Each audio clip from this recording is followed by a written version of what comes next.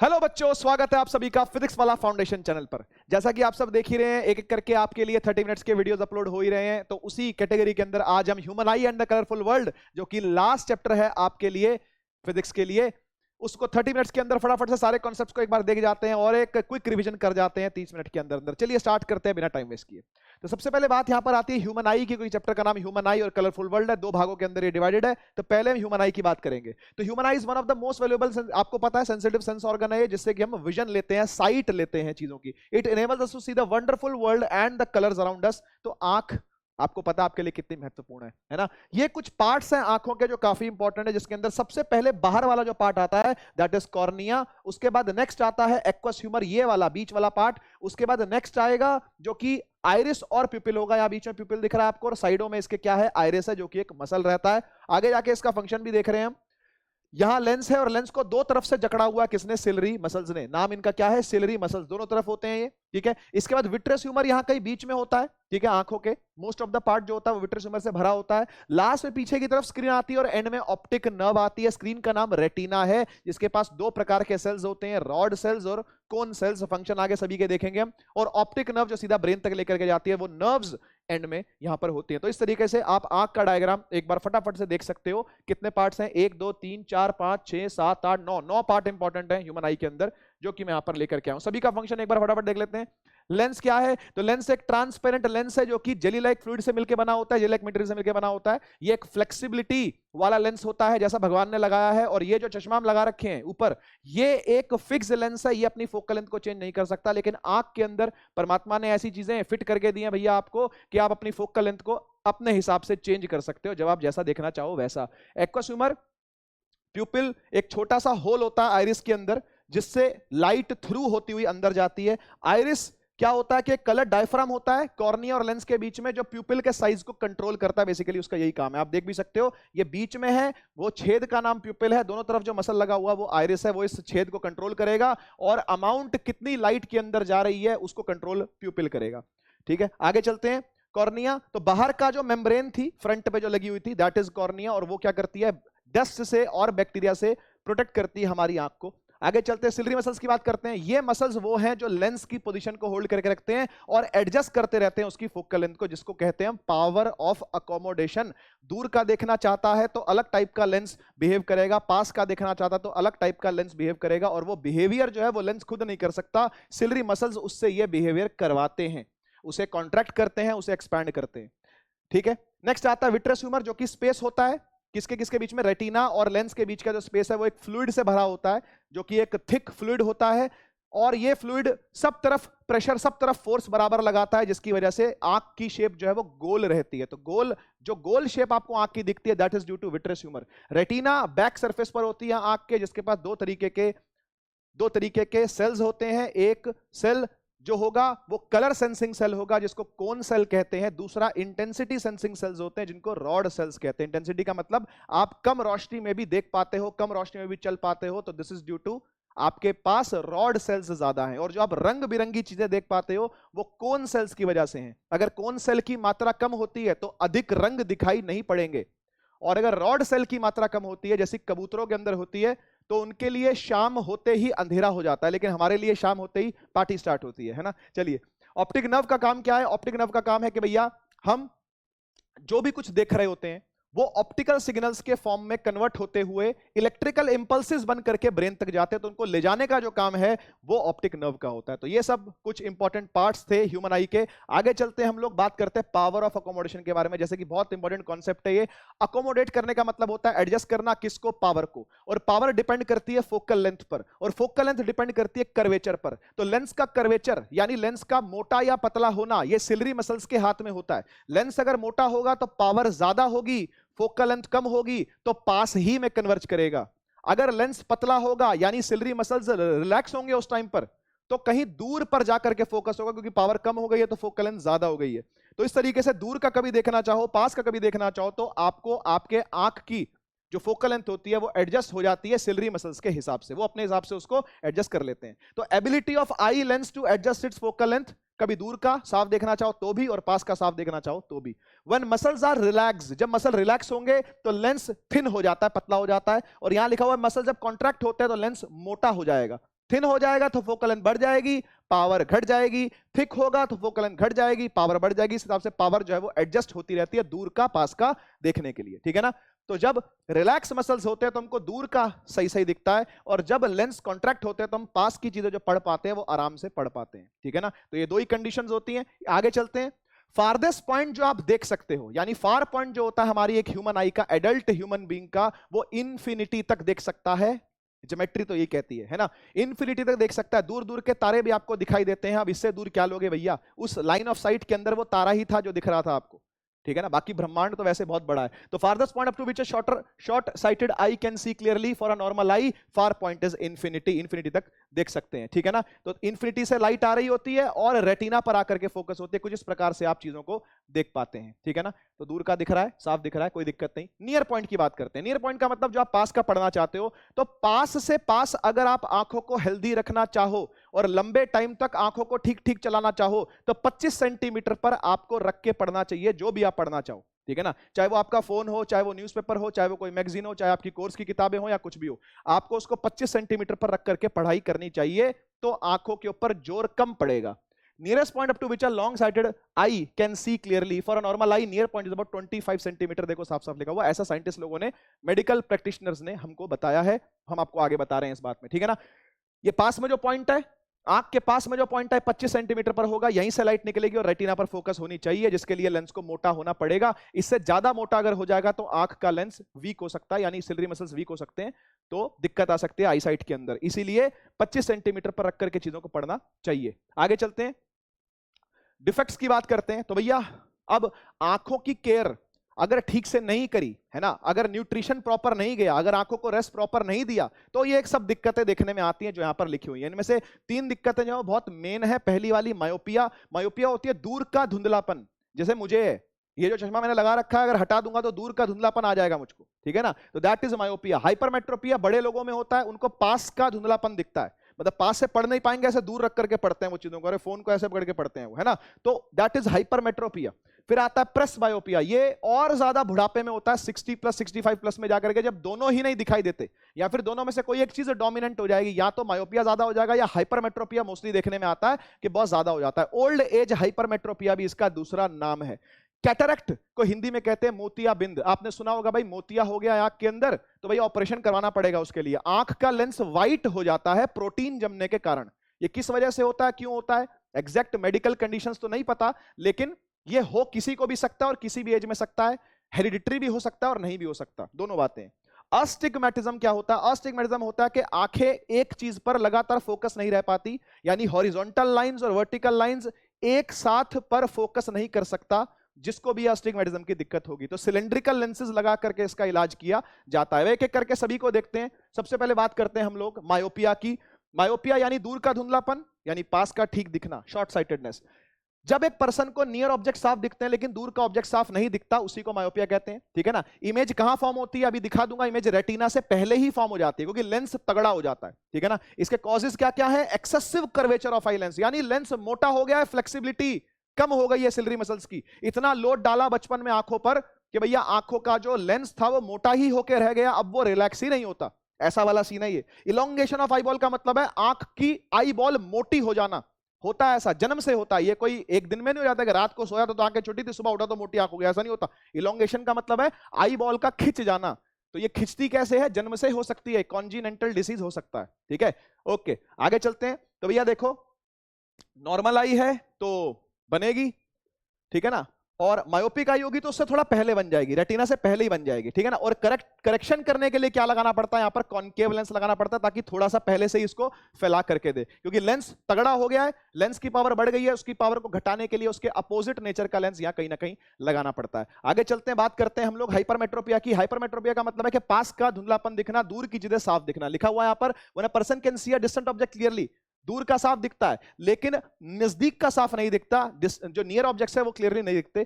क्यों होता है ये होता है decrease in the power of eye lens, eye lens की पावर घट गई है, फोकल लेंथ बढ़ गई है। तो ऐसे में जो इमेज बनेगी वो रेटिना के पीछे बनेगी इस बार। पहले रेटिना से पहले ही बन जाती थी, अब रेटिना के पीछे बनती है, रेटिना पे कभी नहीं बनती। अगर बनती होती तो दिक्कत क्यों होती। Decrease in the power of the eye lens, shortening of eye ball, आंखें छोटी छोटी अगर होंगी साइज में छोटी होंगी तो भी ये दिक्कत आ सकती है, तो जन्मजात दिक्कत ये हो सकती है किसी को भी। ठीक है जी। तो देखो पास से लाइट आ रही है तो कन्वर्ज होके कहां, नॉर्मल आई पर तो रेटिना में बनेगी, लेकिन हाइपरमेट्रोपिक आई जो होगी वो पास से फोकस रेटिना पर नहीं कर पाएगी, क्योंकि पावर घट गई है तो कहीं दूर जाके कन्वर्ज करेगी, तो रेटिना के पीछे कहीं ना कहीं वो कन्वर्ज करती है। लेकिन अगर आपने करेक्टिव लेंस लगा दिया आगे, यानी कॉन्वेक्स के आगे कॉन्वेक्स लगा दिया, तो अब ये प्रॉपरली कहां, रेटिना पर ही आपको दिख रही है। ये डायग्राम्स कुछ इंपॉर्टेंट है, मैं साइड हो जाता हूं, ठीक है ना। आगे चलते हैं, बात करते हैं प्रेस बायोपिया की। प्रेस बायोपिया क्या, it is a kind of defect in human eye in which occurs due to ageing. बुढ़ापे की वजह से ये होता है। लेंसेज जो सिलरी मसल है वो वीक हो जाते हैं, जिससे लेंस जो है वो ना तो पास की चीज पे फोकस कर पाता है ना दूर की चीज पे फोकस कर पाता है, यानी दोनों को ही सही से नहीं देख पाता, धुंधलापन दोनों जगह पर आ जाता है। Decrease in flexibility of eye lens, gradual weakening of ciliary muscles, धीरे धीरे मसल जो है वो वीक होते जाते हैं। बुढ़ापा ऐसा ही है भाई, है ना।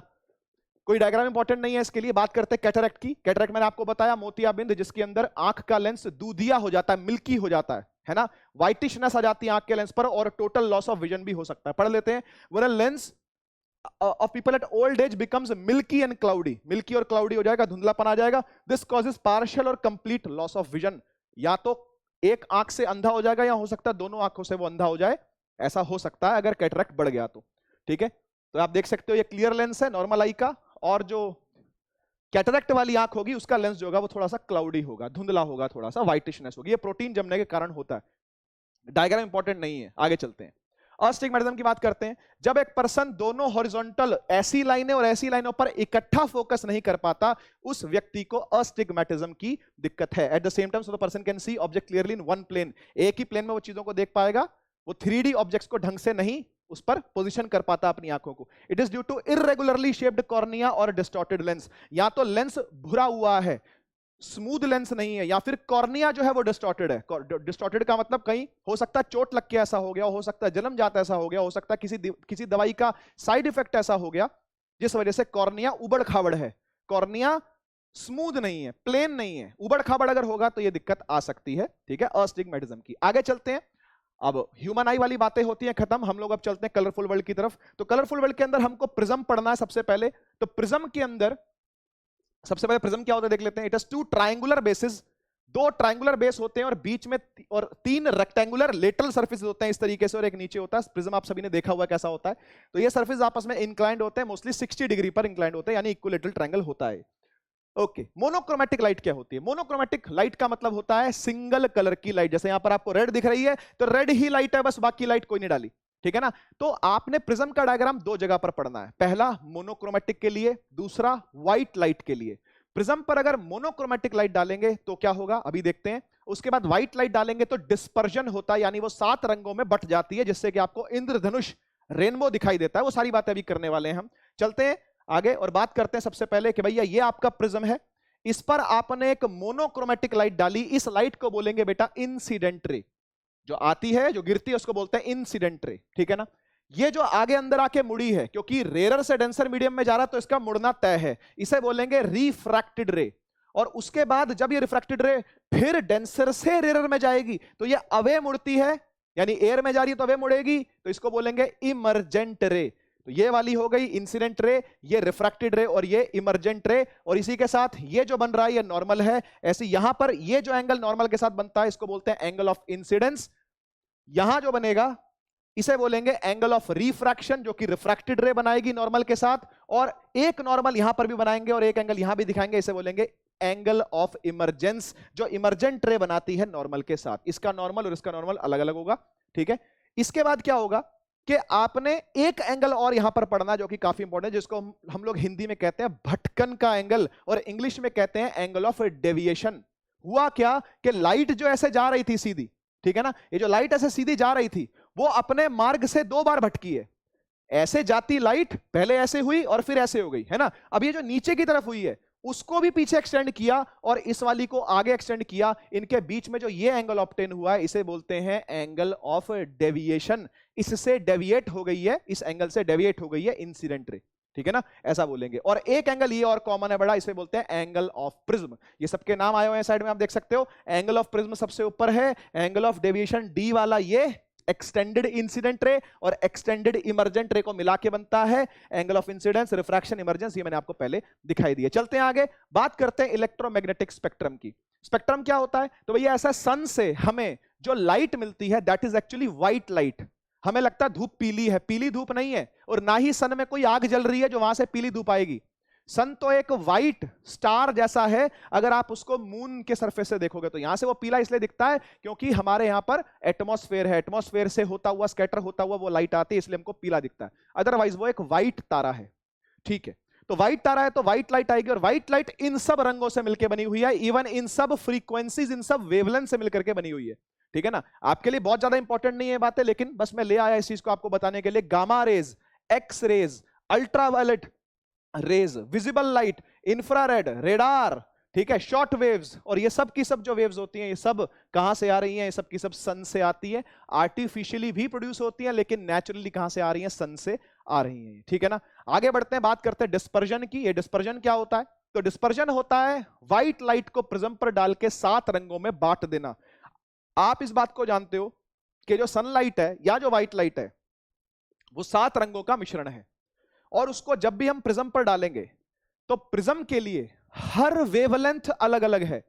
हर वेवलेंथ अलग अलग होगी तो वो उसको सबको अलग अलग ट्रीट करेगा स्नेल्स लॉ के हिसाब से, और सबका रिफ्रैक्टिव एंगल जो बनाएगा वो अलग अलग बनाएगा। इसलिए ये होता है कि भैया यहां पर आपने एक व्हाइट लाइट डाली प्रिज्म पर तो ये बट जाएगी 7 रंगों में। यहां पर आपको 2 दिख रहे हैं, ऊपर रेड और नीचे वायलेट, और यही बाहर आकर के निकलेगी तो आपको क्या दिखता है? आपको रेनबो दिखाई पड़ता है। आगे जाके देखेंगे रेनबो कैसा होता है। ठीक है, पढ़ सकते हो आप। Splitting of white light into its constituent 7 colours. White light आई और अपने 7 रंगों में आके बट गई, on passing through a glass prism को ही कहते हैं डिस्पर्जन। ये जो डेफिनेशन है काफी इंपॉर्टेंट है। द बैंड ऑफ 7 कलर, जो 7 रंगों का बैंड यहां बनता है उसी का नाम विजिबल स्पेक्ट्रम है। ठीक है ना, यहां पर जो सबसे ज्यादा मुड़ रही है अपने मार्ग से वो वायलेट है। मोस्ट डेविएटेड लाइट जो है वो वायलेट है, और लीस्ट डेविएटेड लाइट जो है वो कौन है? रेड है। अब आप सोचोगे ऐसा क्यों हुआ, या ज्यादा क्यों डेविएट हुई? क्योंकि इसकी वेवलेंथ कम है। जिसकी वेवलेंथ जितनी कम होगी वो उतनी ज्यादा भटकने का चांस रखती है, जिसकी वेवलेंथ ज्यादा होगी वो कम भटकती है। तो इसीलिए रेड कम भटकी और वायलेट ज्यादा भटकी।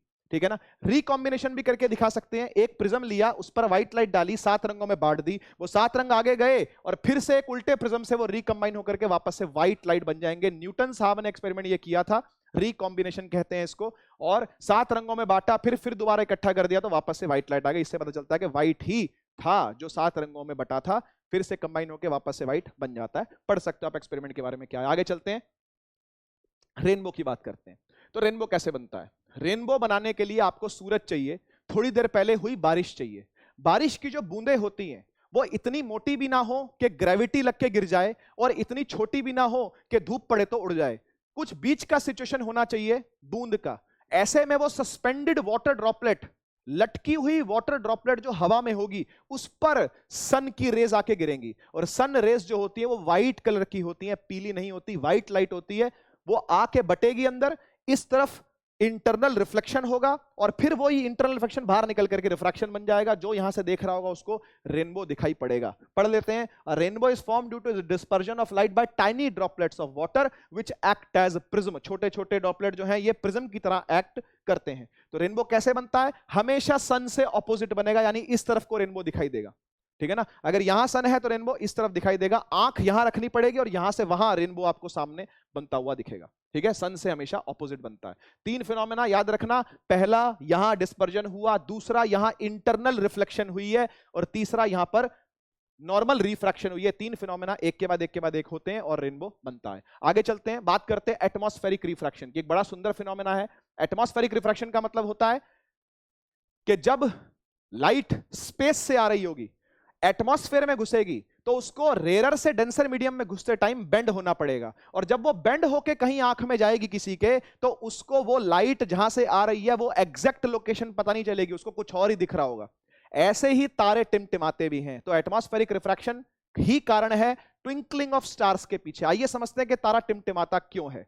ठीक है, तो देखो होता क्या कि तारे से जो लाइट आ रही होती है ना, वो जब एटमॉस्फेयर में घुसती है तो एटमॉस्फेयर डेंसर है वैक्यूम के मुकाबले, तो वो बेंड कर जाएगी।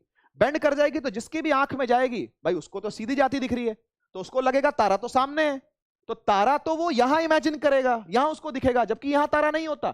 ये पोजीशन तारे की नहीं होती, तारे की एक्चुअल पोजीशन तो यही होती है। This is actual star, this is apparent star. तो सर ठीक है, हम मान गए कि उसको एक्चुअल स्टार तो दिखाई नहीं दे रहा, पर टिमटिमा क्यों रहा है? फिर टिमटिमाने के पीछे क्या कारण है? तो भाई टिमटिमाने के पीछे कारण यह है कि धरती घूम रही है। अच्छा, तो क्या होगा? अरे एटमॉस्फेयर भी घूम रहा है।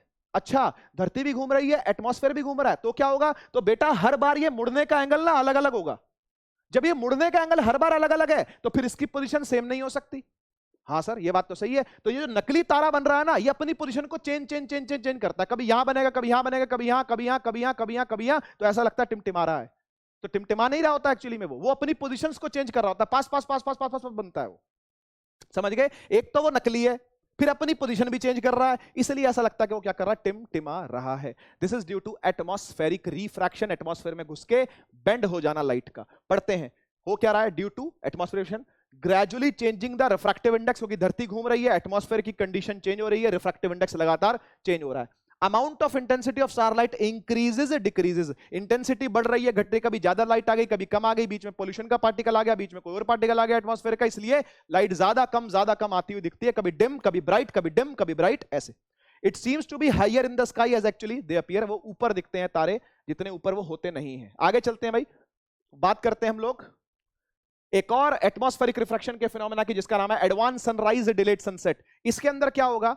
आप सुबह सुबह 5 बजे उठ गए और उठ के छत पर चले गए और आपने देखा भाई सूरज निकलने वाला है, आओ देखते हैं आज सुबह का सनराइज। तो सनराइज देखने के लिए आप छत पे चले गए, अब आपको सूरज दिखाई दे रहा है एकदम निकलता हुआ होराइजन के पास, एक्चुअली में वो सूरज नहीं है। तो सर फिर वो क्या दिख रहा है? वो सूरज की इमेज दिख रही है बस। तो सर एक्चुअल सूरज कहां है? एक्चुअल सूरज तो अभी बेटा डूबा हुआ है, अभी अभी उगा ही नहीं है वो, ठीक है ना। तो जो हमको सुबह के टाइम पर और शाम के टाइम पर जो सूरज उगता हुआ या डूबता हुआ दिखता है, वो या तो उगा ही नहीं होता या फिर वो एक्चुअली में डूब चुका होता है। शाम के टाइम वो डूब चुका होता है तब भी दिखता रहता है, और सुबह के टाइम वो निकला ही नहीं होता, पहले से दिखना चालू हो जाता है। इन दोनों ही फेजेस में 2 मिनट का डिफरेंस होता है। तो 2 मिनट सुबह के, 2 मिनट शाम के, टोटल हो गए 4 मिनट। 4 मिनट से दिन बड़ा होता है हमारा। क्यों? क्योंकि हमारे पास एटमॉस्फेयर नाम की एक बला है, बला तो नहीं बोलेंगे, एटमॉस्फेयर नाम की एक आशीर्वाद है भगवान का, जिसकी वजह से हम लोग जिंदा भी हैं। लेकिन हाँ भाई, कुछ चीजें हैं जो हमको देखनी पड़ती हैं, प्राइस पे करना पड़ता है कहीं ना कहीं। तो ये 4 मिनट का दिन जो है वो बड़ा निकलता है, ठीक है ना। 2 मिनट सुबह का और 2 मिनट शाम का। एक्चुअली में सन होता है होराइजन से नीचे, वहां से लाइट आएगी और एटमॉस्फेयर में घुस के बेंड हो जाएगी। जो भी देख रहा होगा उसको सामने सूरज दिखाई देगा। तो ये जो सूरज दिखाई दे रहा है नकली है ये। और मैं आपको बता दूं, पूरा दिन सूरज नकली दिखता है हमको, सिर्फ 12 बजे असली सूरज दिखता है, क्योंकि ये दोनों की ही इमेज तब क्या हो जाती है? कोइंसाइड कर जाती है ऊपर आकर के। सिर्फ 12 बजे ही आपको वो जो सूरज दिख रहा होता है वही असली होता है, इसके अलावा बाकी पूरा टाइम नकली सूरज ही दिखता रहता है। यानी आपको सूरज की केवल इमेज ही विजिबल होती है, एक्चुअल सूरज विजिबल नहीं होता, क्योंकि हर बार लाइट मुड़ मुड़ के आंख में आ रही होती है। ड्यू टू एटमॉस्फेयर ऐसा हो रहा है, अर्थ का एटमॉस्फेयर यूनिफॉर्म नहीं है, एयर लेयर्स है डिफरेंट डेंसिटी, डिफरेंट टेम्परेचर, इसलिए हर बार बेंड हो जाती है लाइट, और आपको जो सूरज दिखता है वो असली नहीं होता, केवल 12 बजे के अलावा। नून के अलावा सब जगह पर सूरज आपको अपरेंट दिखाई देता है, एक्चुअल दिखाई नहीं देता। चलते हैं हम लोग लास्ट लेग पर, इस चैप्टर की बात करते हैं स्कैटरिंग की। स्कैटरिंग एक ऐसा सुंदर फिनोमेना है जिसके अंदर लाइट गिरती है अगर किसी पार्टिकल पर, तो वो पार्टिकल अपने हिसाब से लाइट को एब्जॉर्ब करके सब दिशाओं में फैला देते हैं, स्कैटर कर देते हैं बेसिकली। सर ये अपनी मर्जी से कैसे कर लेते हैं? तो भाई मर्जी तो नहीं चलती, लॉ काम करता है, रेले लॉ ऑफ स्कैटरिंग। इसमें क्या होता है? रेले आपने नाम नहीं सुना होगा, कोई बात नहीं, लेकिन स्कैटरिंग का लॉ क्या है मैं आपको समझा देता हूं। पार्टिकल का साइज जब लाइट के किसी पर्टिकुलर वेवलेंथ के साइज के साथ मैच कर जाएगा, ऑर्डर ऑफ मैग्नीट्यूड बराबर या नजदीक पहुंच जाएगा, तो वो पार्टिकल लाइट को पकड़ लेता है, अपने पास एनर्जी का एक्सचेंज करके, और फिर सब दिशाओं में उसको स्कैटर कर देता है, बाहर निकाल देता है, ठीक है ना। तो इसे कहते हैं स्कैटरिंग ऑफ लाइट। पढ़ लेते हैं। It is the phenomenon of change in the direction of light on striking particles like an atom molecule. ये बहुत छोटे छोटे पार्टिकल होते हैं, एटम मॉलिक्यूल, इतने छोटे छोटे पार्टिकल्स पर बात होती है। It was first studied by scientist Rayleigh, नाम लिखा हुआ उनका, ठीक है। तो मोस्टली क्या होता है बेटा, सन से लाइट आ रही होती है, एटमॉस्फेयर के पार्टिकल्स हैं, उसके अंदर गैसेज हैं, है ना, उसके अंदर हाइड्रोजन है, नाइट्रोजन है, ऑक्सीजन है, छोटी छोटी गैसेज हैं, उसके अंदर छोटे छोटे मॉलिक्यूल्स हैं। वो लाइट को पकड़ते हैं, अपने पास एब्जॉर्ब करते हैं, कुछ पर्टिकुलर वेवलेंथ को, सबको नहीं करते, ब्लू को कर लेते हैं, क्योंकि ब्लू की वेवलेंथ छोटी है, ब्लू की वेवलेंथ कमजोर है, कमजोर वेवलेंथ वालों को पकड़ लेते हैं और फिर उसके बाद उनको सब दिशाओं में फैला देते हैं। इसलिए स्काई जो है वो कैसे दिखता है, नीला दिखाई पड़ता है। अगर कोई आपसे पूछे कि स्काई नीला क्यों है, तो उसके पीछे कारण यही है। आगे पढ़ेंगे। वैसे intensity of light depends on 2 factors. पहला वेवलेंथ ऑफ लाइट, वेवलेंथ जितनी कम होगी स्कैटरिंग उतनी ज्यादा होगी। Light of short wavelength is scattered more, साफ साफ लिखा हुआ। Size of scattering particle match होना चाहिए वेवलेंथ के, तभी वो स्कैटर कर पाएगा, उसको पकड़ पाएगा, तभी स्कैटर हो पाएगा, नहीं तो नहीं हो पाएगा। यही सब यहां पर लिखा हुआ, पढ़ सकते हो आप, ठीक है।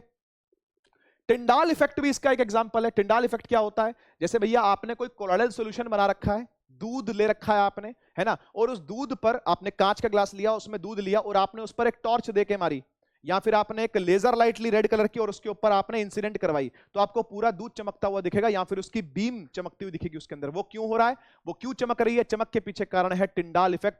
जो अंदर पार्टिकल्स है कोलाइडल पार्टिकल्स, वो क्या करते हैं, लाइट पकड़ के स्कैटर कर देते हैं सब दिशाओं के अंदर। 9th क्लास के अंदर आपने टिंडाल इफेक्ट पहले भी सुना हुआ है, पढ़ लेते हैं। Scattering of a beam of light bye medium containing small suspended particle, छोटे छोटे पार्टिकल लाइट को पकड़ेंगे, पकड़ के एब्जॉर्ब करके वापस से री एमिट कर देंगे, स्कैटर कर देंगे। स्कैटरिंग ही एक इसका फिनोमेना है।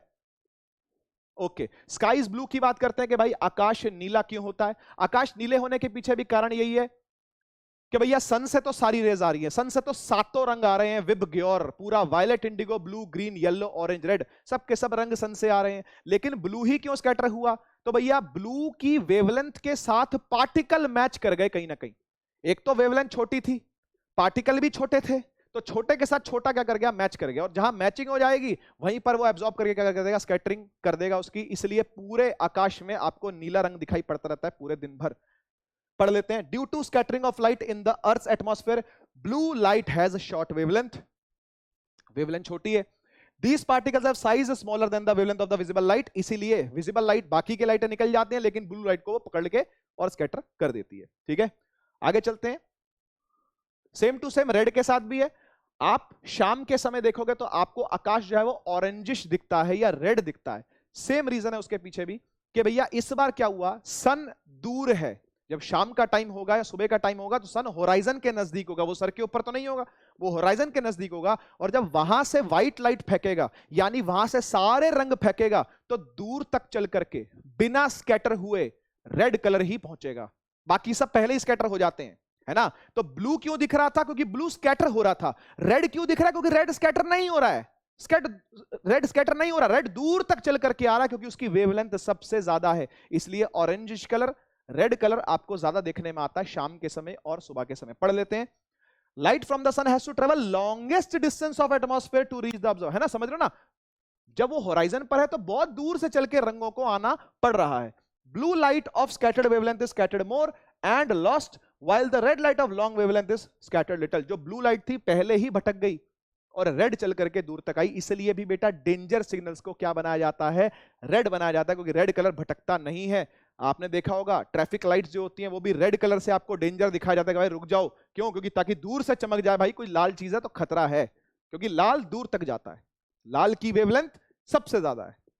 Light from the sun near the horizon passes through thicker layers and large distances in the Earth's atmosphere before reaching our eyes। तो जब सन से लाइट चल करके आती है, ठीक है ना, तो थिकर लेयर्स में से होती हुई आती है, बाकी सब स्कैटर हो जाता है, केवल लाल दूर से चल करके आता है। तो ये सुंदर सुंदर आपको फिनोमेना देखने में आता है, जो सुबह के समय और शाम के समय लाली छाई रहती है आकाश में, ठीक है ना। तो बस इसी के साथ हम लोग इस चैप्टर को कर बैठे हैं समाप्त। जो ये लास्ट टॉपिक था बेसिकली रेड कलर वाला, वो सिलेबस में नहीं था। इससे पहले का सब कुछ यानी ब्लू स्काई तक सब कुछ सिलेबस में था, लेकिन एक छोटा सा पार्ट क्यों मिस करते, उसको भी मैं यहां पे इंक्लूड करके ले आया, ठीक है। अगर आप लोग ह्यूमन आई के न्यूमेरिकल करना चाहते हो या इस लेक्चर को डिटेल में देखना चाहते हो तो नीचे डिस्क्रिप्शन में लिंक है या साइड में भी आ जाएगा बना हुआ। एक बार एंड करते करते हम लोग अपना प्यारा कोट पढ़ लेते हैं। Stay positive, work hard, make it happen. Yes, आपको पॉजिटिव रहना पड़ेगा। एग्जाम बहुत ज्यादा पास आ चुके हैं आपके, ठीक है ना। तो अपना मोटिवेशन कभी भी नीचे नहीं होने देना।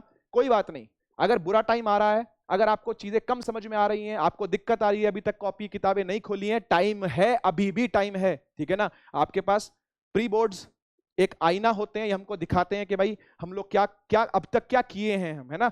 तो उसको देख करके, उसको मैच करते हुए अपनी आगे की प्लानिंग कीजिए, और अल्टीमेटली प्लानिंग आप ही को करनी पड़ेगी, हार्ड वर्क आप ही का ही होगा, और अच्छी प्लानिंग के साथ अगर ये होगा तो कोई दिक्कत नहीं आने वाली। चलिए मिलते हैं हम लोग अगली बार, तब तक के लिए take care, tata, bye bye.